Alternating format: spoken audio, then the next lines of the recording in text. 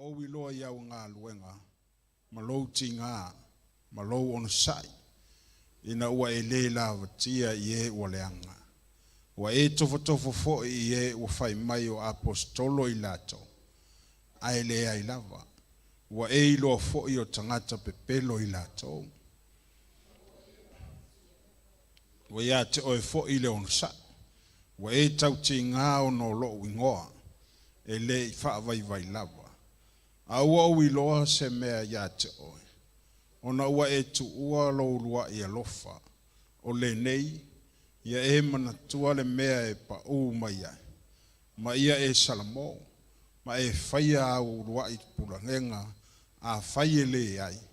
Ona o vave alu atu lea ia te oe. O te ave e sea lautunga la mepa i le mea e tu uai. Pe a whaie te le salamo. A ua ia te oele nei mea, ina ua e ino i ngā luenga le au ni karitai. O au fo'i o te ino iai, o le ua iai talinga, i nā whaalongo mai ia o ia i le mea ua whetalai mai iai le nganga i e kalesia. O le manu malo, o te avatua ia te ia e ai le la au le ola o i te tonu le parataiso o le atua. O le savali po se manatu au tū tātou te whasoa whatasi iai. O le ekalesia se o tātou wawa aimuti tilo po le asia o mai ar tūspa ia te tātou. I le nei fo i vai tau o le soifuanga mo le tātou wola au AUAUNA i le atua. O lo ua tātou ngā lulue ma pūno no wai nei, i le whina ngalo le atua.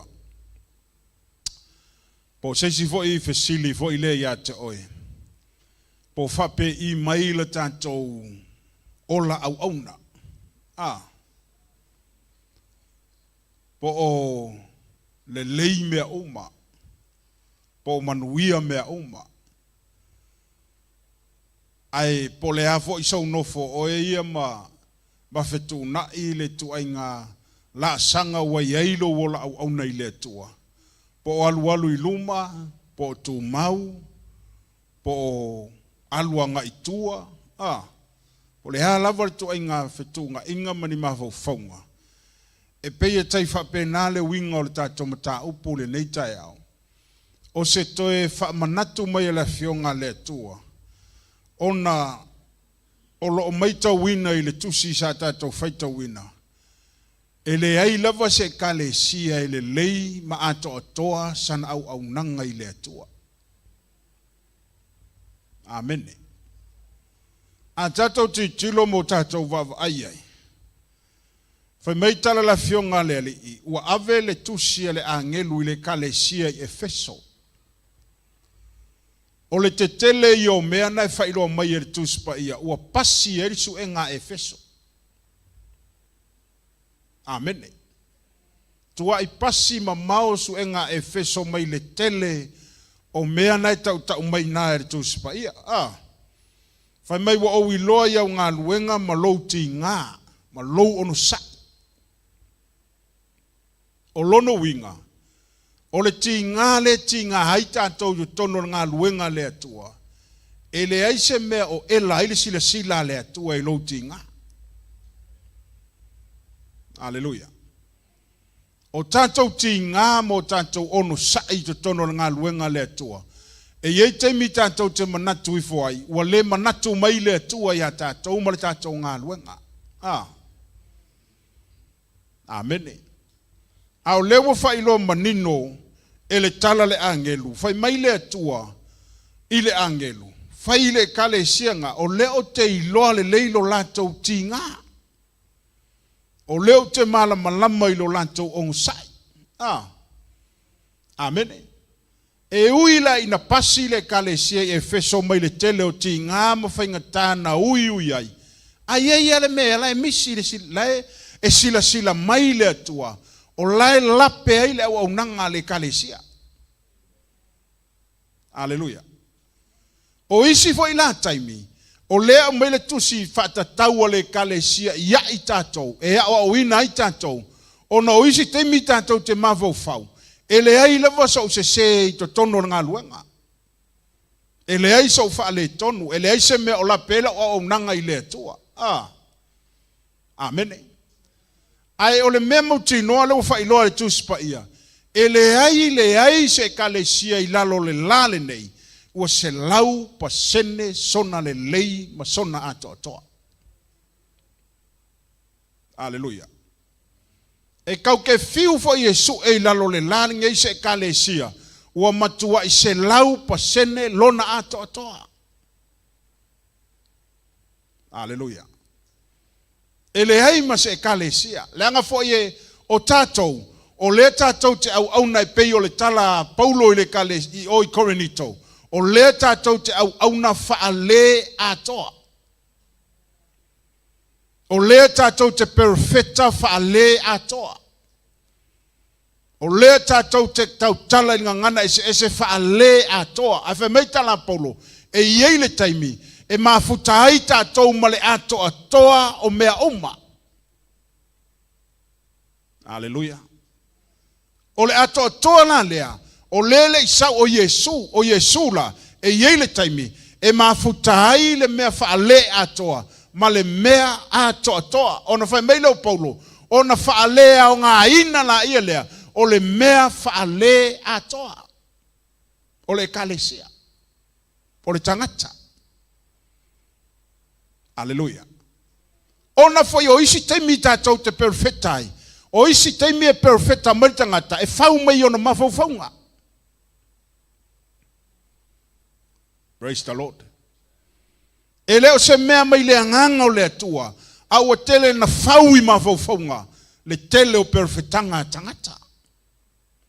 O ina tonu la le whatau, ieri tala l'apostolo Paulo, o le tātou te perfecta whaale atoa. Aleluia. Ai o mai le atoa toa o mea uma, o na whaalea o ngā ina la ia lea, o lono winga, o to tonu fo ngā luenga le atua. E uie na tātou tinga. Ai awana I ngalo ia tātou. E le se lau pasenge ngia kako me whai rumor sir whanga le atua. Aleluia. Amene. Whai mairi tala le angelunga ia inga. O le melo ke ilo inga ia o kou Efeso. Ua o tautu ua le ulua ia lofa o le atua. Aleluia. Amen. Wo totua. You left the first love of God. Va aila ya tatou ia. A tatou tilo ile mele a mai tu spa ia. Pe a tatou fai tau mea nga e ka umai ngā re kuspa ia e kale se Efeso. Ua pasi mai me te tele. Le te tele o mea ia ua pasi mai eile kale se Efeso. Ai fai mai le tala na tuspa ia. O le mele ua misi au kou Efeso. E misi lo tau lua ia lofa. Ua kou kua. Longo winga. O le mea sa iei mua mua. A ua le koe whaia ele kalesia. Aleluia. Amen. O le mea sa whai mua mua tangata. A ua lantou le toe whaia. Aleluia. O le mea ngā lenga o whaia toe le amatanga. E te nofo fo I lea ma siaki lava lou o langa whaaleanganga. Po le hale toi ngā la sanga leo o iai le vaitau ma le vaitai mine o tanto iai. Po ku mau le mea lea ian te oe, lou lua ia lofa I le toa. Aleluia. Amen. Amen. Pekele I mauanga ngā mea kalunga e whaolaing.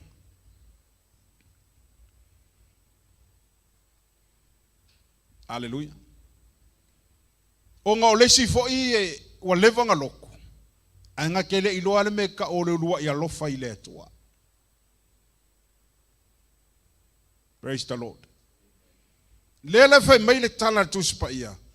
O lewa tala noa mai tala tusi pa ia ia tātou Efeso, o kou pasi mai mea uma o ki ngā o pōpua ngā, o kou la vā o ngusai, o kou whaalongo fo i perfeka ka ngaka pepelo ma so se awa onga o lo sau kongo le kalesi ewe mai. Se ngai misia ia o kou lua ia lofa i le atua. Wa winga le ia se kalesi ia. Se lau pasenge. E iei uma mea e lair kau au nganga le kalesi ia. Aleluia. Au le hala le fautuanga le tuspa ia le mai i le kalesia. Fai mai le fautuanga le mai i le tala le tuspa ia. E tatau ona o tou, e kasi lava le mea le tala no mai e le tuspa ia i fai upe limbanga ia inga. E tatau ona o toua, salamo.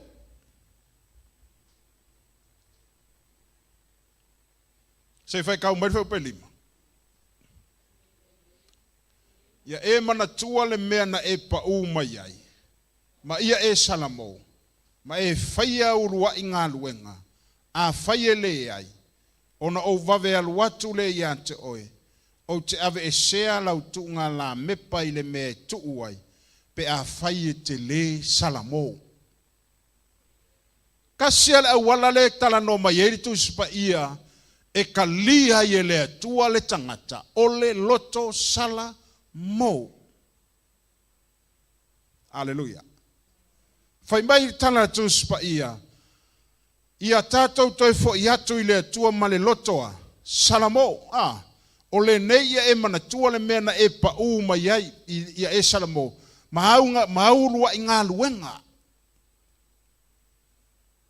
Aleluia. Maurua i ngā luenga. Ma e whaia urua i ngā luenga. A whaia le ai.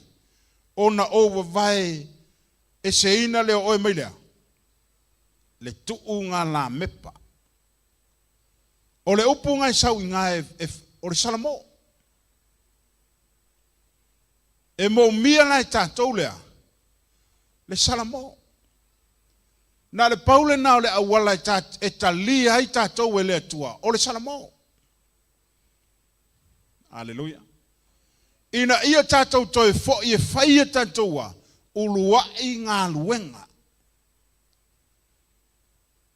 O le fesilila, o le ale ulua i ngā luenga lewa tu ua le tangata. Aleluia. A tala no i lua i ngā luenga.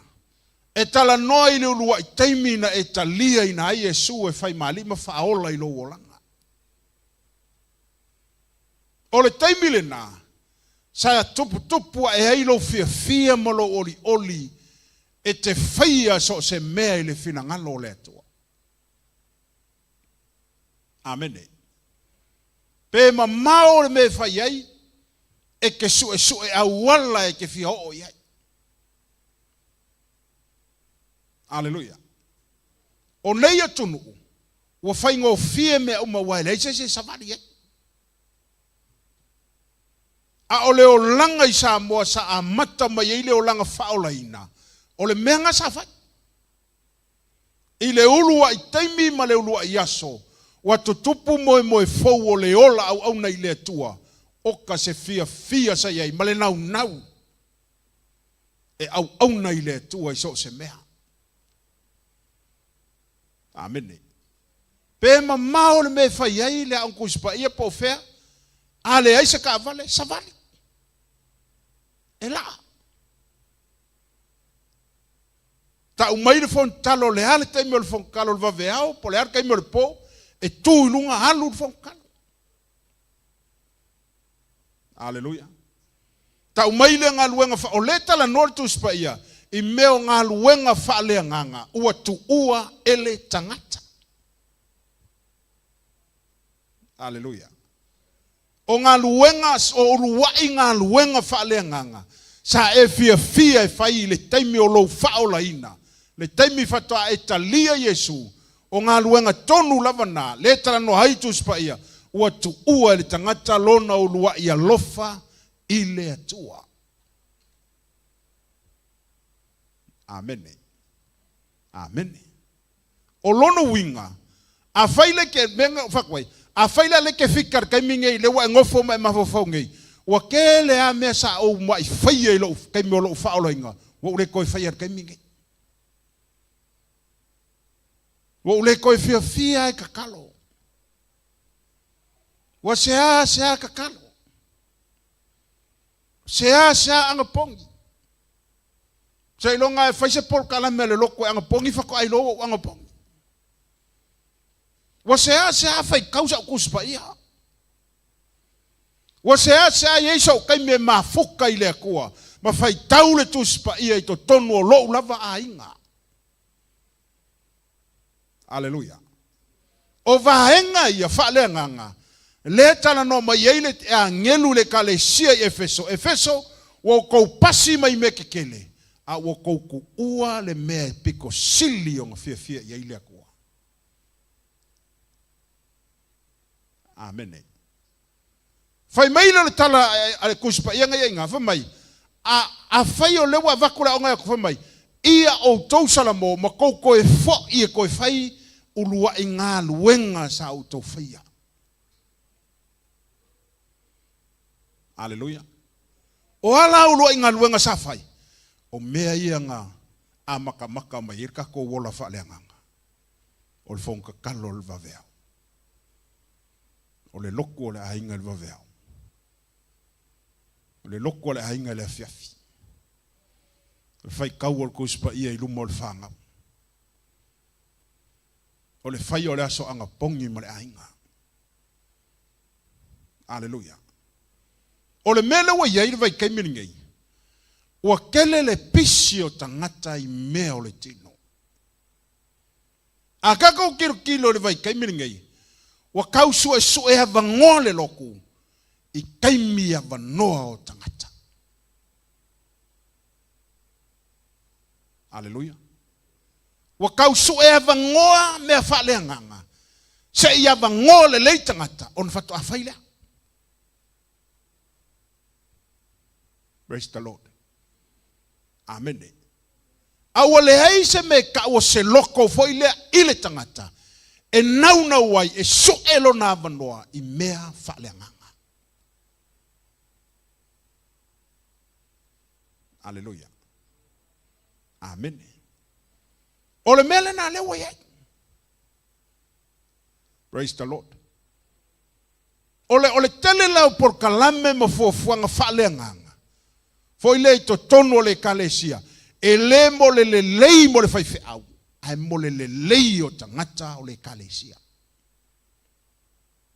Matato umala volo o ona ile atua. Praise the Lord.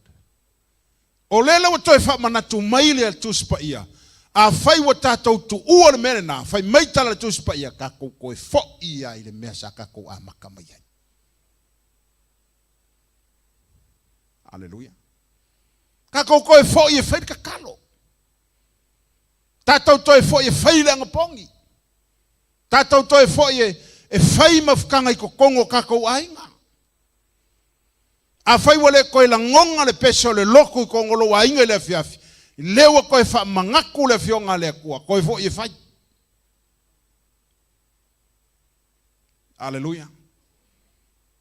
Ma faava ngoa le sou taimi. Mo le atua malana upu.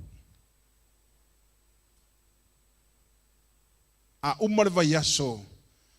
E ke le fai ka wingar kuspa ia. E le o yeise me o fafanga ilo wanganga. Na hane mea lai kupu ilo wanganga. Lai boki. E le ola. Na e oi me le fia ai. Nga pau ale mea le lau e tātou o tātou tinoa. O mea ai e fafanga ila. Le tino.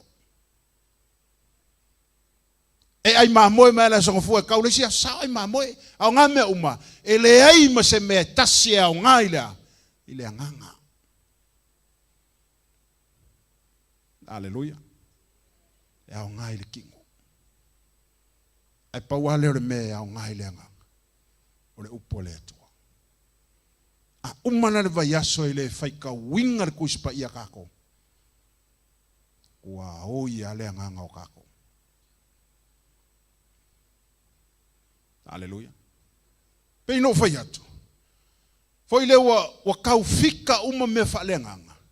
Ia wanoa o tangata. Praise the Lord. Awale hei foi le yese loko foi le kangaka. E whaavangoa ilo na taimi. Ai saui me whalenganga. Praise the Lord. Amen. Pole hase por kalame foi le ai fia ngi kai mioka. E o koe iai, ele avangoa arkangaka. Praise the Lord. E kauma inga. E leo iei songa ngau whaleanganga. Ma songa ngau ka inga. E songa avangoa I por kalame whaleanganga. Amen. O le mela nganga le whai mai e kala kuspa ia. Ua ku ua le tangata lo na ulua ia lofa I le atua. Amen. Amen. E o kwa iai. Wa iai whai le skiu sa kanga kai whai iai. A ua fia ma singa o fola fola. Ua fia ma singa o whakakia. A e o kwa iai. E le avangoa.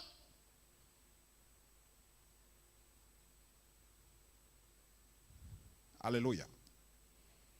Amen. Ole menanga. E ke ngofo fo ile lalo mai mafofau. Pole hara kua inga mele ua o iair ka miro sanga or ka ko wola au aunga ile kua. Amen. Po alu iluma. Nanga iai ke mika ko ke mangaku ma fo ile iai. Maka ko fale ango iai. A ole a maka nganga kakoa. Ma mao e se amale. Aleluia. Amen. Ole tu mainga lai kokong. Lea ufai mai kala kuspa ia. I o tantou salamo. Ko e fo e fai li mesa e fai a momoa. A ele fai a. Fai mai kala le angelo. O te ave e seina lau tu ngala mepa mai o le me yeiku ngala. Aleluia. Ole vaenga mo muala ngā lefa malosi mai ai. Le tala tuspa ia I le kalesia I Efeso. Ole aka foi ngao le kalesia. I nei vai teimi manei ono po wa tātou iai. E mo mia I tātou. I o tātou toi fo I le ulua I alofa mai le tua tātou te au aunga. Aleluia. Mea ngā sa e whaia iaso ngā lorua I alofa. Se pe ke lele me pela kiki e ke whaia fia. Aleluia. Amen. Pele hainka ngaka, pe yeika ngaka, e ke au ngā oe mara fia I lea kua. Pe yeise me ilo lima, pele heise mea, e ke oli ao e ke au ngā I lea toa. Awa fo I ei taimi, e fua le awa unanga tangata I le meo lailo na lima. A te lele me le lima o fia I le li. Ai a onge le me I le lima, o a maka fo yonga le fia au aunga I le koa. Aleluia. A te le meo o fia, ai a le aise mea, o le haifo I se fia au aunga I le koa li e le fa pe ngale o loa I alofa o le tangata I le tua. O le ulua I alofa tangata I le tua. Tato o mai pele aise mea. Kako mai kako o I le kua. Aleluia. E tato te o mai malele ai. Inga ia kango le tua tō se mea ia te oe. Aleluia. Amen. Ai aua le whaia whapenala tato wola au auna I le tua. Se ilonga I kele le kamau a inga male me maua I o tātou lima. O ngā waile le kako woe au ngai le koe makaukia. Aleluia. Ai a o loi na ngao le tanga wale heise mea. Wa makalonga ele va ko savari mai whapea. O savari pongo mai lalo whapea. e fiu whakalo whakoa, e le ngar kongi marlima whape, mala e le fia ia mai rungolo. Hallelujah. Ai ilu lo ia lofa o le atua ia te oe. Po le are kua ngā mea e wha soa i le atua i lo lima i le aso ma le aso. Ke fia o ia onga i le akua. Hallelujah. Mai tana la fionga le li. O le atua o ia o le tātoua. O ia o le provider. Provider le atua mea. Praise the Lord. Te ilo le vai temi nei, o le vai temi o le lui tau, kele o lui kau o le soifuanga. O le tau o le soifuanga ua o i runga. A o ngā luenga ua o anga i lalo. Hallelujah. A wafo i o le wha moe moe umalawa tangata ila, le tupe. Hallelujah. O lau tala noia te oe, e manguia le tangata i le atua.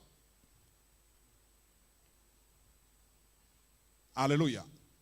E le manuia le tangata i ni tupe, e manuia le tangata i le atua. Praise the Lord.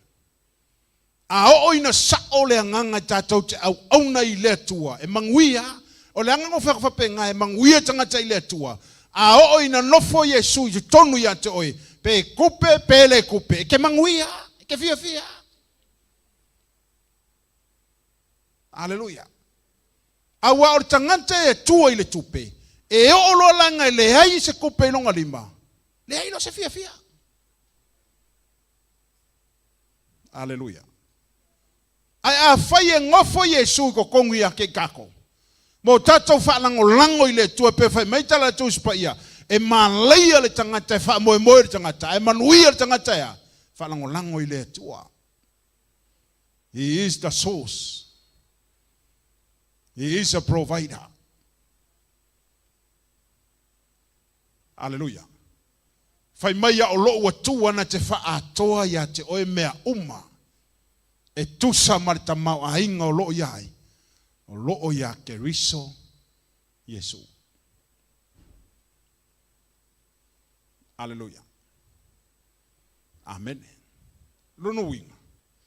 Ele se me kako ke pole hai. Amen.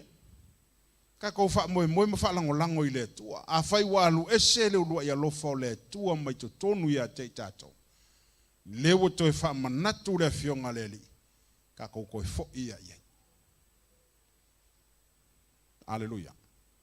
Ke iro ni menga kawawa ai e vai kai mila hei a makanga ola mai e mea inge o loku whapengi. O ngai mea o ngai fonga ka kalo vo inge e kale si e vave hao. Praise the Lord. Peisa ulangia i ke leo kai mi ngā vai kai. Ai ngā ngo kawa ai e leo ola mai o e kale si. Hallelujah. O anga pongi. O isinga vaenga kaungako koe fo'i ai. O su eso kai me fai ka waisa ko sipa ia si aso vai aso. Hallelujah. Ai awal ma kele ngal Facebook, TikTok, airport TikTok. Hallelujah. Ai leis kai me fai ka wai ko sipa ia. Praise the Lord. Kalesia longa lua.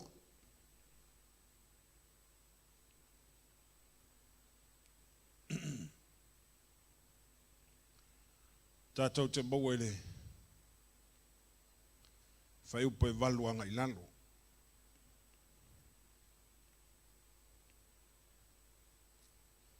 Tātou whai tau mai wha mole. Whangatar whai upo e sfumale. Sumatas ia. Ye tusi fo ile angelu ale kane sia e semurana. Moe nei wa whai mai eile mua ma le mulmul.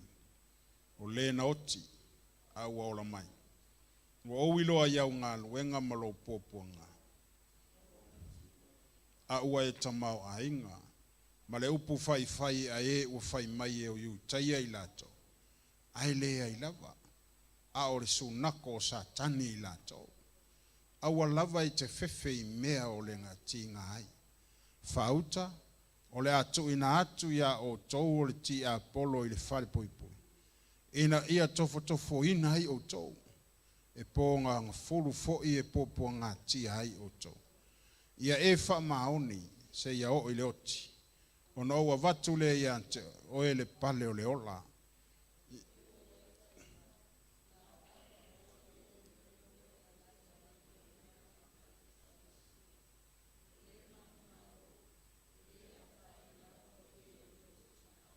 Amene. Le kalesia se mirana. Wai mai tala le angelu. Wa o wiloa ia o ngā luenga wa e tinga inga wa e pōpua ngā. A o le mea leo le a whai e ti a polo ia au tau. O le a tu o tau tono whare pui pui. Alleluia. Ai whai mai la le wha mahalosia le angelu. Whai mai. Wha mahoni se i o le oti. O na maua le o tau lea. Le pale o le ola. O le mele ua o i le kalesia. Ua amata ona vava ai mai le kalesia. Le angelu le atua i to tono le kalesia i semirana. Ua o ese tangata mai lo lanto wola wha mahoni. Ma le tau tinonga sa whaia. Ona whai mai lo le angelu. O le a tofo ina o tau o le ti Apollo. Ma tuu nisi o tau i to tonu o whale pui pui. Aleluia. Ai whai mai, ia o tau wha maoni se ia o i le oti. O na maua le o tau le pale o le ola. O lono winga, o le savalinga ma le o langa le tātou te iai. E tātou te o ai le oti, o tātou whea ngai ma pua ngā o le o langa. O lo i tau o whao so songa, o tofo tofonga ese anga i mai le tātou savalinga. A o leo wha malosi mai tana le tūsipa ia whai mai, wha maoni se i o i le oti. Alleluia. Lona winga o le wha malosi mai le angelu i tono le kalesia, e tatau o na tātou wha maoni, ongo sai ko kongo kofofonga. Aleluia. O le te patau lai le tangata AUAUNA. I le folfolanga lewa folfola mai e le atua. Whai mai. Ai ongo sai se yo le oki mai wha maongi ai. Onga maua le o taulea le pale o le ola. Lono winga. O lewa tala noa i le unga o mea uma na whaia e le atua. Aleluia. O le tuse ia kopolo nta upu mo move pa suma lua. Sei fa kope i fola va ye lau su ele mamau ke le menga ia koponga nga su e ngai ku ke ua e su e ke le ku fengen ku ia kopo i nga i kalangi o fali wa oya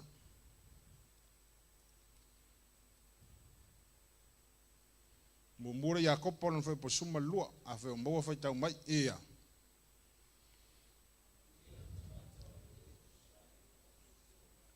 Awa a uma ona tofo ina. E maua ia le pale o le ola. Ua fola ina mai e le i e alolo faatu i ante ia. O le pale lea. O le pale maua le tangata ono sai. Tangata e moni lo na lofa i le atua. Tangata e moni lana tau tinonga, ma wha maoni lana tau tinonga sa whai. O le taimi lana tātou tūla i uma e whai uma tātou tau tinonga i le atua. Ai wa ngalo ia te o e lau tala sa whai i le atua. Aleluia. I le ulua i taimi na tātou talia ina ai Yesu. Sa tātou tau tino i le atua la tātou tau tinonga, tātou te wha maoni. ma tātou sa vavali ma le atua I teimi uma. Au le lau tiro mai le angelu tono le kalesia semurana. Ua amata na tau whaatafa le o tangata. I le la tau tinonga sa whaia I le atua. Amene. Ua amata ona le aise wha maoni. Ua amata na luesen me tau o le alofa I a te I la tau. Wa o mai to fonga ya te la to fai mai le tala le angelu ono sai se murana ono sai se yo loti o longo winga e ka ko ke le alo ese mai ya e kofo fonga haleluya o le me foi la lenga ya tato a o mai to fonga I le tato sava linga ma le tato wolanga auanga yo tato fa pe ifo ya te tato a me o tu la fwa I le tua la usavalinga. Praise the Lord. O le tele o tofonga, o le malosinga mai kupu o lo wola fa le nganga ngai lunga. Talia. Awa foi ke alo ese ai. Awa foi ke sola ese ai mai kofonga. Savali ai totonu, talia I lo olanga kofonga e o mai ate tatou, o nga lewa kako I loa, o le tofo ino I tatou, e mai le atua. Praise the Lord. So se kofonga na tupu I lo wola fale nganga, awe ke ikai. Awa tatou te ti ngā ai sea, le ngai mai le kua. Ele mai de ki Apollo. A le fauso songa e mai le ti Apollo a le tofo ina le tanto wola AUAUNA e mai le kua a mawala ka ko kofonga ka fia awa foi ele se me mer ki Apollo le ka ko mala malama ko spaia o le me mai le atua e kofo ingai lo tanto wola fa tua e fe mai tala le tu spaia se murana ta ofi mawa inga fa maongi inga haleluya. A o onga e mangu malo I tofonga nga. Fa meilo le tala tu spaia. E maua o le pale o le ola. Baba e le kawi le o saungi e le kua. E le tawi le o saungi e le tua mo tatou. Pe a fai kako kia. Ke mangu malo inga tofonga o le olanga. Aleluia. Amen. A le fao so songa. O le mea mai le ti apo. Lono wingala. A hao kofonga ya kako. O kako ke le fifia nga mea. Fifia pe hao kofonga ya kako. Kako ilola yele. O le aia ile kua la usavaringa. A fo ile fe mei tala tu spaia. Fo ile kua korinito. E nga yele maufa pea. A au mai ile kua kofonga. Ile au mai ile kua se me siriaku nga ilo le malosi nga yake oe. O vede manga ia. Kwa kamai e kamai akule kua ya kako. Ile kai au mai ele tu tofonga ilo ele tu ki sono muli ai kua. Ba fo I kua lo wola fa le nganga. E ala fo inga au mai ele tu tofonga nga onga o sila fia ele kua e ke mafaya. Hallelujah. Fa mai e te lava tia o ono tono tofonga. Au le fai unga le mau fa mai. E sauni a fo I ele tua le awala. E koe au mai e oi fafu. Wa vai da ye manga yo me le kua. E ilo amata to ilo fai. Praise the Lord. Lono winga. O le tofo ino I tatou. E mai le kua. Awalang e ika se kofonga e o yake oe. A ia e liole se sengar kofonga malea. Ma fa so songa. Hallelujah. Ye e alu fai se me le hanga nga e fa pe o kofo inga fo ya or ki Apollo nge yeso. Le haila ele kofonga me nga alfa so songa. A fai la ke kalia alfa so songa logo winga. O nga wa kalia nga luenga ki Apollo. A ye fa so songa e o mai ka ko langa lan me ka ki fai. Kalia peke. Ja? Kalia. Tete. Whawhenga ke ea whaososong. Ya? Ya manu? Awal whaia. Ole karisa awaranga awal whaia.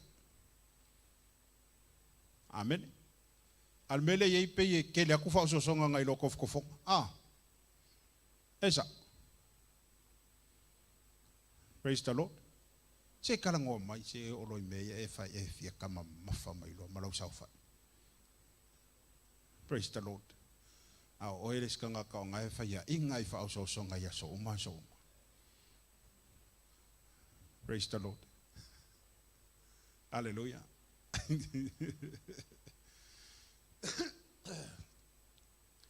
Ke e whaososonga. Ai ka lia kofonga. Nanga leuka ko mana malamo kofonga mai le tua. Au whaososonga mai ti Apollo. Le walala ka ko ke e ai. Ka ukala le upo le tua. Amen. A whaiwa lakure ki Apollo whaososo oe. I le maa ngai ore. Le maa ngai ore sikinki ki lau kilo. Ia po le sifo i ka maa loa i lau kilo. Praise the Lord. Ia wa mea ngā le ka ke le hinga pa uai kako. O le wa ai au maka. Praise the Lord. O le wa ai ang sala. Ai ang sala. Ai ang sala. Ai ma mawhakur kula fongo Yesu. Mea ngā ngai lor whengeng kuai. Fa mele whengeng kuai se ilonga whakingor ka hakar whai ka anga kuai loa. Wang sala. Ai sau Yesu whai mai. Asa wari i for kinki o ang sala ye lo loko. Ai mga o ye lo loko waya. O mga mo lua mai kongo lo loko. Pe ka ko ke le whakingo inga la le anga sala. Ai a whai ua mga o ye lo loko. Ua umanga ya. Anga sala. Praise the Lord. Ya o fienke ngeki o e mga o nga o ye ya so uma ma anga sala ya. Praise the Lord. Amen. Ko e ala wali i o mga imamu. Before linga mai o le kausa o hasia o mea le whai akura wali.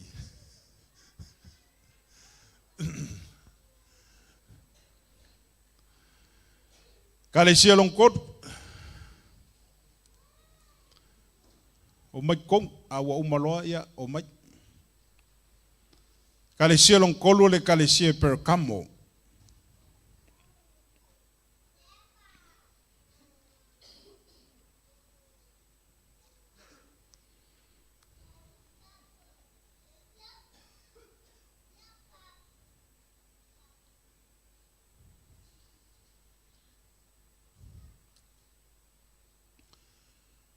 Ia se fai tau mai fai pa sumal fa. O le ia. A ua ia te auni nai mea ia te oe.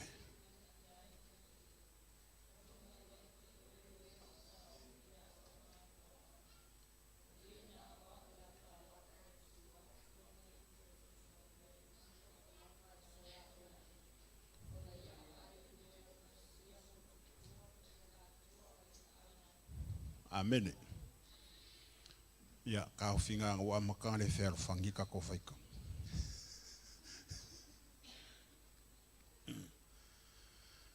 O le kale sie per kamo.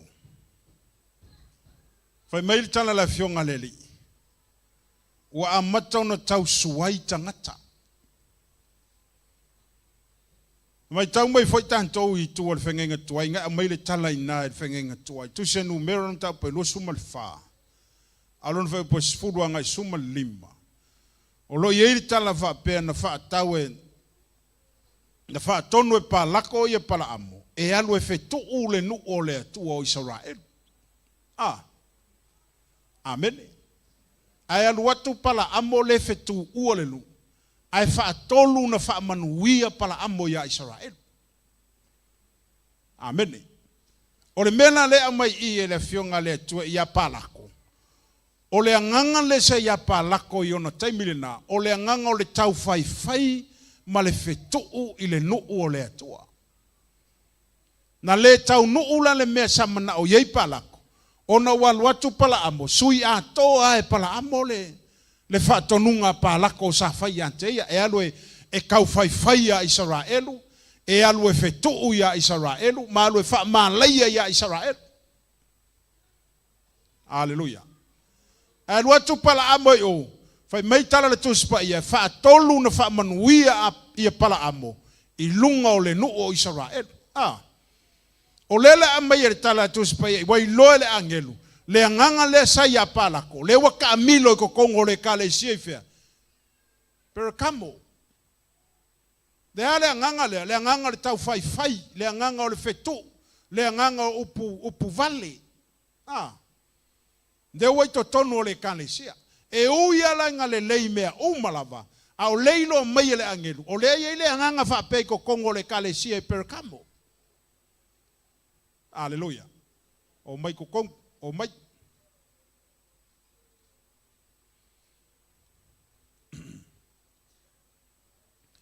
Fai mai le tala le tuspa ia. Ona fai mai ona ino i leo le tua. I le anganga leo ta milo i to tono le manlo, i to tono le kalesia le ai. Pero kamo. Amen. Wa yei le anganga tau fai, wa yei le anganga o le tau wha matau o yei le anganga o le fetu o le anganga tau wha manleia i to tono le kalesia. O le mela le ne fetalai mai yei le tua o te ino i ante i latou. O lo latou whaia le mele na i to tono le kalesia. Amene. Amene. O le lau toi wha manatu me le fionga leli. I to tono le kalesia le i tonu i Perkamo, ina ia alo ese mai le anganga o palako. Alo ese mai le tau fai, tau emu, fai tio, to mumu. Aleluia. Mea umanga le kongo le kalesia lea. Lea lau fai mai tana tu spa ia. Perkamo, e iui e ngā māngaia lau ko ngā luenga mara ko e kalesia. Se ia lea nganga e ka milo e konguinga. Nā mele manga ole kua iei, wha munguia. Mai au tau maua le loko kama leo ai, pala ambo. Ngā kule e pā lako e ale wha mālaia le ngu, ai lako pala ambo wha manguia le ngu ole atua. Wa fiu pā lako e sui, le me kau kala ai pala amo. Langa o le mea lai ko e le kua le loko pala amo. Aleluia. E whape ngā fo i tātou. Po le hara kau mo whai mai o lalo lange kau mo whai e sui le mea kako ki kau kala ai. E le mo whai ngā sui a aisea. Langa o le mea o le ko e le kua e lo loko. Ke au aunga i le tua i le teimi ma le teimi. Amene. Via le li. E kalesia mulmut.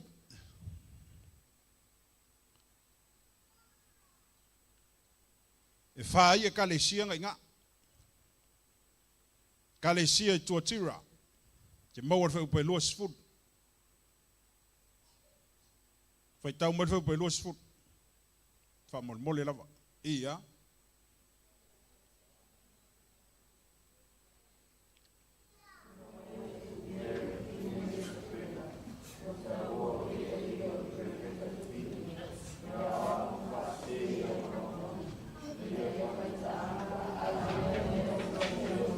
Amen. O le anganga le ka amilo kongo le kalesia i 𝚟𝚑𝚎. O le anganga o Yesepela. Le anganga o Yesepela. Jezebel spirit. Le i kongo le kalesia 𝚟𝚑𝚎.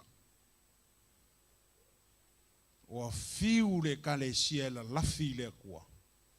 Au lai sila ma mau mai ale kua le fai ka anga lai fai kongo le kalesia. Aleluia. O lo tala noi le me ka o le sexual immorality. Amen. O le tala noa I tono le merenga, o le ka ai ko kongo le 𝚗𝚙𝚢𝚘𝚎 I tuatira. E ui alanga au aunga ka ngaka I le atua. Au le sila mai le atua tono le 𝚗𝚙𝚢𝚘𝚎. O ka le anga sana le ka milo I kongo le 𝚗𝚙𝚢𝚘𝚎. Aleluia. E le fefefe tangata. E le matatau tangata. E le popole tangata I le upo le atua. Amen. Wa le aise me tau o se wa le fe me tana tu spe ka ko fai kau ye. Fai me ye o ya o nga le akua. O ye le nga ngo ye se pela. O lono winga. O au na foi tatou o le atua. E whaoso so ina I tātou I mea ia, mea uma ia longo karango kwai. E ka kaunga wha I tete iei le 𝚗𝚙𝚢𝚘𝚎, le anga ua sau masawa sawa, le anganga le ko kongo laulangi le kako ke iei. Praise the Lord. O leisi mea matau tia le watula I mai le vai taimu nei, ua sili atu na wha tāua e laulangi le ai ata taua le tangata. A taua watu le awa onga ma le upo le atua I tono le tangata. Ai whaali mai le I loa le tangata. I lana lava ai ata tau. Praise the Lord. O le ale afianga o tātou. O le te lei o le afianga le 𝚗𝚙𝚢𝚘𝚎. I le taamilo sanga ma le taamilo milo mai o meo laulangi le ua iei nei le vaitaimi nei. A le ma losi la tātou.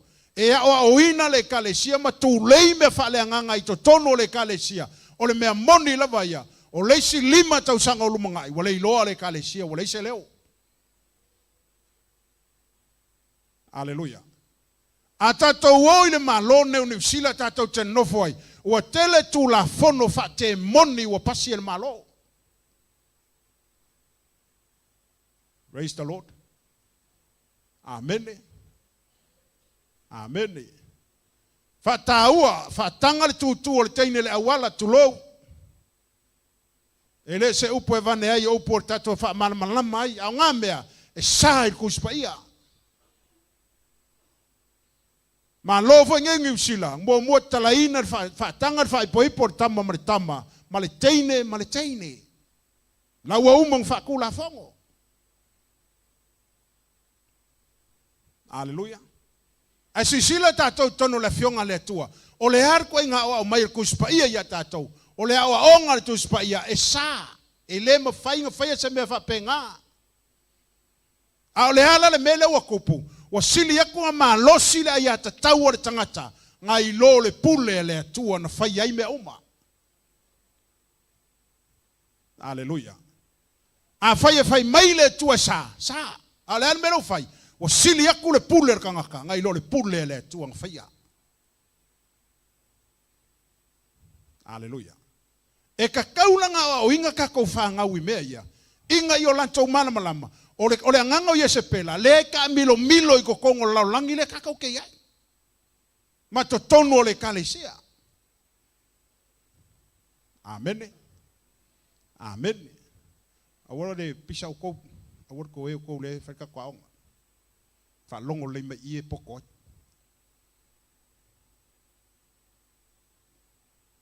Aleluia. Fai mai le tala le tuspaia o leisi kula fongo makaukia. Lewa pasia le malongi usila. A oi na mana o le teine po le tama tu lou lava le ngangana. E faila na tautonga sui e ilo na tangata I le tama po le teine. E mo fai nga sui la na pepa whangau. O le teime au mainga fai mea ngā. O ngā sui leo pe pawhangau, a whapenga e whangau mai o oio le meio, a wai manga o fia meio, whai ka o konga sui a ko mea uma, o le kai mea uma inga whai mea ngā, whakula fongo le malo, sui le meio, me le fi meio I lunga o lo pe pawhangau. O ai le ua whai ia mea, o le kangaka. E le o le atua. Aleluia. Ua ave foi le ia tatau I le fō mai. E fai ere kui whau mai oe, pia kinga inga. Praise the Lord. O kako malama I le system le wa iei usila. Ma le ka milonga le wa iei laulangi vai kai mingei. ua leai se mea o koe saungofie, o le saulunga la ia kaua kangaka, makau kia. Makau kia le sau la ia kaua kangaka. Praise the Lord. Amen. Amen. O longo winga, ua lulu winga wha avai o laulangi. Ua leai se mea o koea, koe whaingofie. Le ngangala leo Yesepela. Fai meikala le ale angelu. Tua tira. Ma ngai a kele ko e kalesia. A ngai o soe kongu le nganganga ngai ka milo e kongu nga. Hallelujah. Amen. Amen. O longo winga la lefa makala mai a kako. Ingei e kalesia o mai whaan kako yengei. Ele ai ma se kalesia wa. O ako akoa. O sa o le lei. E ui ele mangai o mea uma wa fai e kongo le kalesia. Ai fai meitala le angelu. Se iei angai mei ti iti ngai lape e ka koonga. Praise the Lord. A le wha mangaku la le kuspa ia mokako. O le mela nga e fai a le tangata la na wha masinonga I lona lava wala uina. Malona ola AUAUNA I le atua. E leo se mea fo e ku o imakusi le lima I lesi. Pe wha masingo I fo I lesi. Pe wha masingo I leo la AUAUNA o lesi ka ngaka. Praise the Lord. E fai la vai o lau wha masinonga. E fua I lunga o kako wola AUAUNA. A fai meikala le kuspa ia peonga. Ma ngai er mela mai lumar kusa I le kalese Efeso. Kako ko e fo I le ulua ia lofa. O le melenga, a maua ume kako le ulua ia lofa I le akua. E whangangau mai ia mele lei. Aleluia. O lo fia I whongkalo, lo fia I angapongi, o lo fia I whai kauro kuspa ia. Kau kipi la kiki la lo Facebook. Ai sema so kai me whai kau kuspa ia. Whai so waso angapongi I le akua. Whai so kai mi kakalo I le atua. Aleluia. Amen. Pengo whai aku le amkanga. Ua kausu e hawa ngoa loku I ka ngaka. A ua le whai ar ka ngaka longa ia hawa ngoa mo le atua. A kako ki kilo fo iei. I le whaingo por kalamea e kalesia. E pei ua fua uma por kalamea I lungo le hawa ngoa ka ngaka. A umalar vai aso I le hawa ngoa ar ka ngaka. Longo winga I le yangi me whai le kalesia. Praise the Lord. A mesa e kaunga iei. E ka kaunga su e hawa ngoa mai di tangata. I mea le kalesia. Mare ngā luenga wha le nganga. Praise the Lord. Amen. Ia, whaikangakanga I o kawha o I singa me kasi o mea lau e lawe lawe. Whai. Whai o I singa me kasi I avese. Ia, wha manguia le li.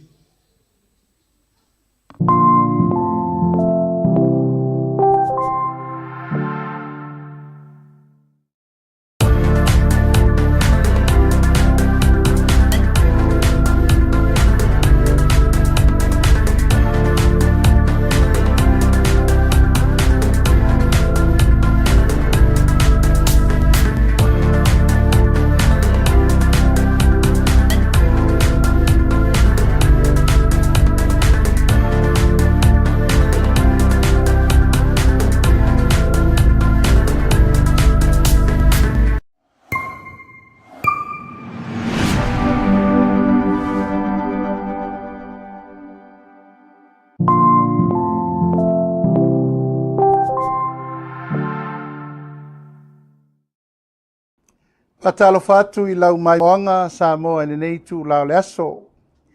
Io paia fale tala le lei, io mamalu fale tunu u tainane o mamalu fale malo. Ale nei fa manuianga e fa singotonu lava I le nei fa la popotonga po le nei company fo o fatuina e tau o le alia tours. Ona ua iai le wha moe latou te tāpena ina, tulanga uma mo wha moe moenga o tangata mai moa, Ma tangata fia whata whao de lalolangi atoa, ai meise ai e whito I tonu la lato o nanga I le nuupa ia I Usalema po Israelu. Verne ia vano tāua mo le tuaimo mo ngā lofa a unei, la audia le mali atoa, le watea po la tai fosi, o le ministao whaatoanga ma whai ngā whaiva e mo moli atuai wha manuianga, I la o tau tau mo whainga.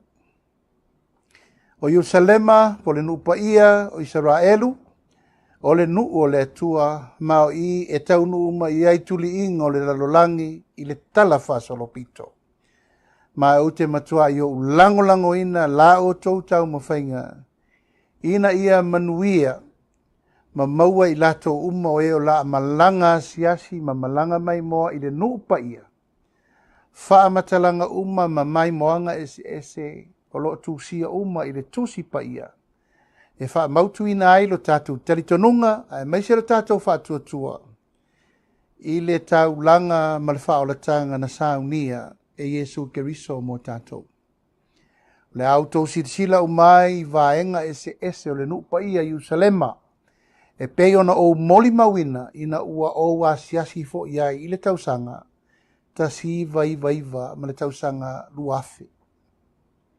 Whamanu atu le tau mawhainga ai lato uma o e o la atau aveina, ma puleina, ma whaafoeina le alia tuas, ina ia manuia la o tau tau mawhainga. Whamoi le atua, ma i o tau mana tua, o lo o iai le whea ngainga Samoa, ma Yerusalema le nupa ia.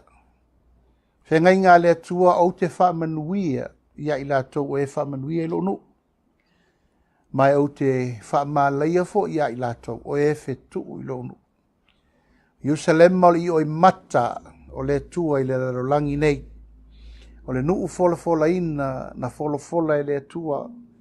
Mai a apera amo se ia tau nuu le nuu o le tua.